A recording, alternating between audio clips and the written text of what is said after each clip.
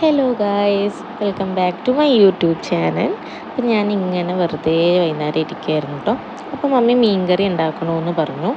ഞാൻ ഓർത്തൊന്ന് കുറച്ച് മീനെടുത്ത് ഫ്രൈ ചെയ്യാം, ഒരു ഗോവൻ ഫിഷ് ഫ്രൈ ചെയ്യാമെന്ന് വിചാരിച്ചു. ഇതാണ് മീൻ. എന്ത് മീനാണെന്നൊന്നും എനിക്കറിയില്ല. കുറച്ച് മീൻ എടുത്തിട്ടുണ്ട്. ഇനി ഇതിലേക്കുള്ള മസാല പുരട്ടലാണ് നിങ്ങൾ കാണാൻ പോകുന്നത്. ഇതിലേക്ക് ഞാൻ നോർമൽ മസാല തന്നെ ഇട്ടതൊന്നും സ്പെഷ്യലായിട്ടൊന്നും ഇടുന്നില്ല. ആവശ്യത്തിന് ഉപ്പിടുന്നുണ്ട്. അതിലേക്ക് മഞ്ഞൾപ്പൊടി ഇടുന്നുണ്ട്. മഞ്ഞൾപ്പൊടിയും കുറച്ച് മുളക് പൊടിയും ഞാൻ ഇട്ട് കൊടുക്കുന്നുണ്ട്. അതിലേക്ക് ഒരു 2 ടീസ്പൂൺ മുളക് പൊടി, 2 ടീസ്പൂൺ അല്ല, ഒരു 1.5 ടേബിൾ സ്പൂൺ മുളക് പൊടിയാണ് ഇട്ട് കൊടുത്തത്. ഞാൻ അതിലേക്ക് ജിഞ്ചർ ഗാർലിക് പേസ്റ്റ് ഇടുന്നുണ്ട്. ഒരു ടീസ്പൂൺ ഇടുന്നുള്ളൂ.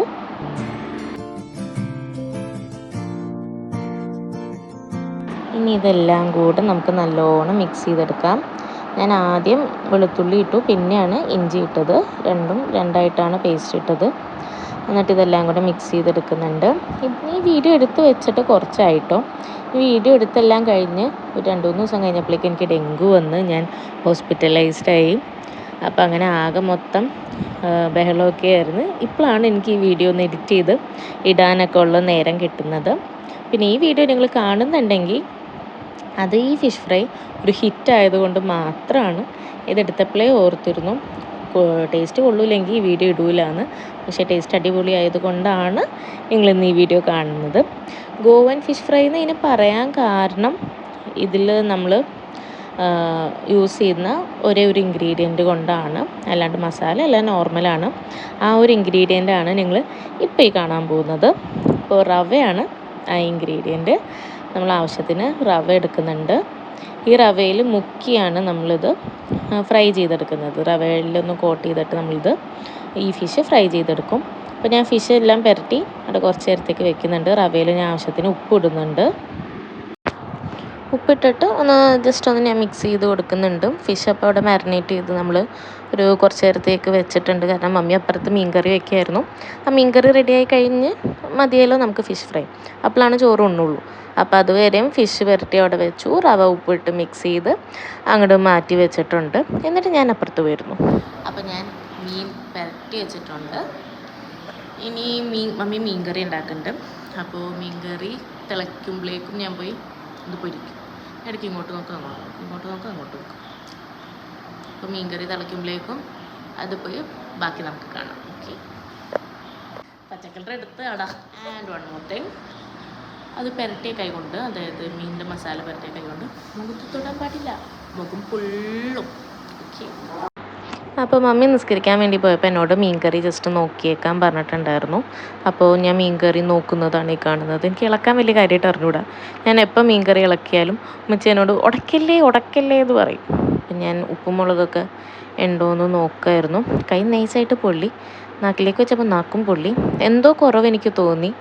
അപ്പോൾ അത് ഞാൻ മമ്മീനോട് കമ്മ്യൂണിക്കേറ്റ് ചെയ്യുമായിരുന്നു, എന്തോ ഒരു കുറവ് കാണുന്നുണ്ടെന്ന്.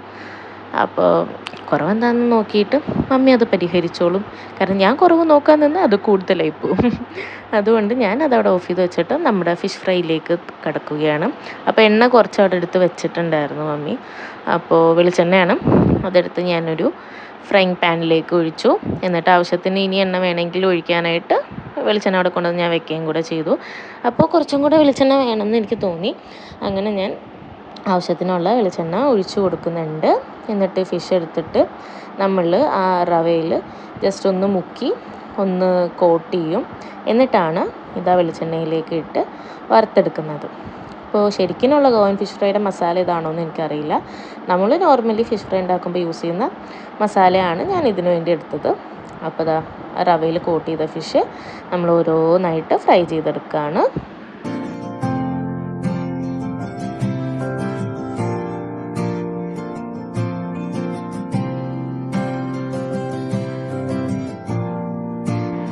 അങ്ങനെ പുരട്ടി വെച്ചിരുന്ന ഫിഷ് എല്ലാം ഒറ്റ സ്ട്രെച്ചിൽ വറുക്കാനിട്ടിട്ടുണ്ട്. അപ്പോൾ മമ്മി അപ്പുറത്ത് മീൻകറി ആവുന്നുണ്ടോ എന്ന് നോക്കുകയാണ്. ഈ സെയിം മീൻ തന്നെ ആയിട്ട് അവിടെ കറി ആയിക്കൊണ്ടിരിക്കുന്നത്.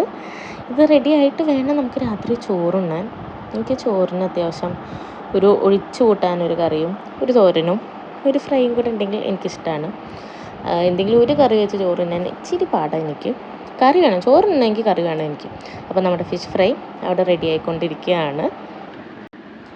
അപ്പോൾ അങ്ങനെ ഫിഷിൻ്റെ ഒരു സൈഡ് കുക്കായിട്ടുണ്ട്.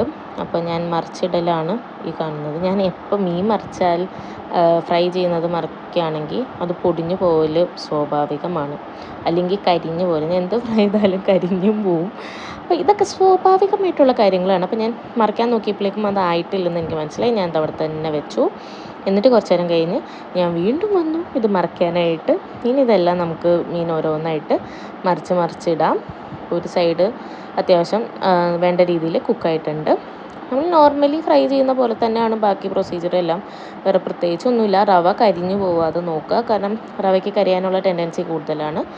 അപ്പോൾ അങ്ങനെ നമ്മളെല്ലാം മറിച്ചിടുന്നുണ്ട്. ചിലപ്പോൾ പൊടിഞ്ഞു പോകാനും ചാൻസ് ഉണ്ട്. നമ്മൾ ആ കോട്ട് ചെയ്തേക്കുന്ന റവ കുറച്ച് പൊടിഞ്ഞു പോകും. ബട്ട് ദാറ്റ്സ് ഓക്കെ, അതൊന്നും വലിയ പ്രശ്നമുള്ള കാര്യമല്ല. അപ്പോൾ നമുക്കെല്ലാം ഫിഷും അങ്ങനെ മറിച്ചിടാം. ഇൻ ബിറ്റ്വീൻ അങ്ങനെ ഒരു സ്പാറ്റുല കൊണ്ട് മാത്രം മറക്കാൻ പറ്റണില്ല എന്ന് കണ്ടപ്പോൾ ഞാൻ അപ്പുറത്തെ മീൻകറിയുടെ സ്പൂണും കൂടെ എടുത്തിട്ടുണ്ട് മറക്കാനായിട്ട്. അങ്ങനെ 2 എണ്ണം വെച്ചാണ് ഞാൻ മറിച്ചുകൊണ്ടിരിക്കുന്നത്.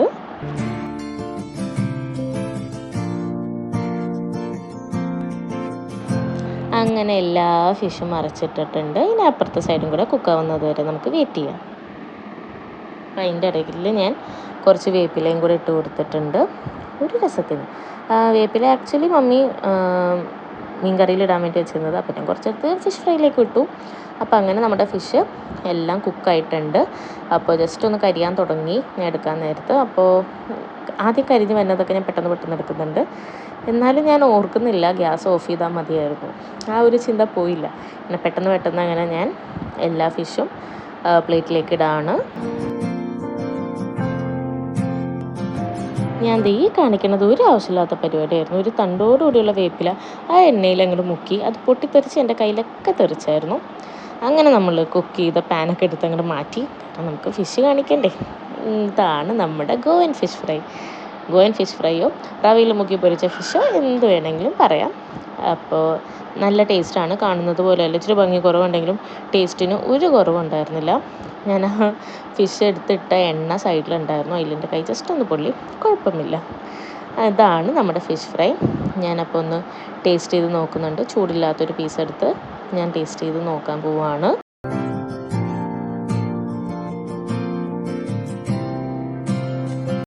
കൈയും വായൊക്കെ പൊള്ളിയെങ്കിലും നല്ല ടേസ്റ്റ് ഉണ്ട് ഗൈസ്. ആ റവയുടെ ക്രിസ്പിനെസ് ഉണ്ടല്ലോ, അത് നല്ല രസമാണ്. നമ്മൾ ഈ ബ്രോസ്റ്റഡ് ചിക്കനൊക്കെ തിന്നുമ്പോൾ മേളിലുള്ള ക്രിസ്പിനെസ്, ഉള്ളിൽ സോഫ്റ്റ്, ആ ഒരു ടെക്സ്ചറാണ് ഇതിന് വരുന്നത്.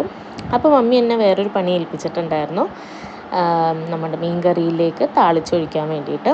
അപ്പോൾ അതിന് വേണ്ടി ഉലുവയും വേപ്പിലയും ഉള്ളിയും കൂടെ അവിടെ വെച്ചിട്ടുണ്ടായിരുന്നു. ഇത് 3 ഇട്ടാണ് താളിച്ച് നമ്മൾ കറിയിലേക്ക് ഒഴിക്കുന്നത്. അപ്പോൾ താളിച്ചൊഴിക്കാൻ പോവാണ് നമ്മൾ നേരെ തിളയ്ക്കണ മീൻ കറിയിലേക്ക് ഇത് താളിച്ചിങ്ങനെ ഒഴിച്ചു. എന്നിട്ട് ഗ്യാസ് ഓഫ് ചെയ്തു.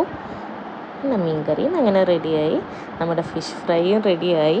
ഇത് രണ്ടും കൂടെ കൂട്ടി നമ്മളിനി ചോറ് തിന്നും. അപ്പോൾ ഇത് വറുത്ത് വന്നപ്പോഴേക്കും ഞാൻ ക്ഷീണിച്ചു, ടയേർഡായി അങ്ങ് വല്ലാണ്ട്. അപ്പോൾ ഇത്ര ഉണ്ടായാലും നമ്മുടെ ഒരു കുഞ്ഞു Goan fish fry recipe video. അപ്പോൾ എല്ലാവരും വീഡിയോ ലൈക്ക് ചെയ്യാനും ചാനൽ സബ്സ്ക്രൈബ് ചെയ്യാനും മറക്കരുത്. അതുപോലെ തന്നെ ഇത് ട്രൈ ചെയ്ത് നോക്കിയാൽ വേണേ. അപ്പോൾ ബൈ.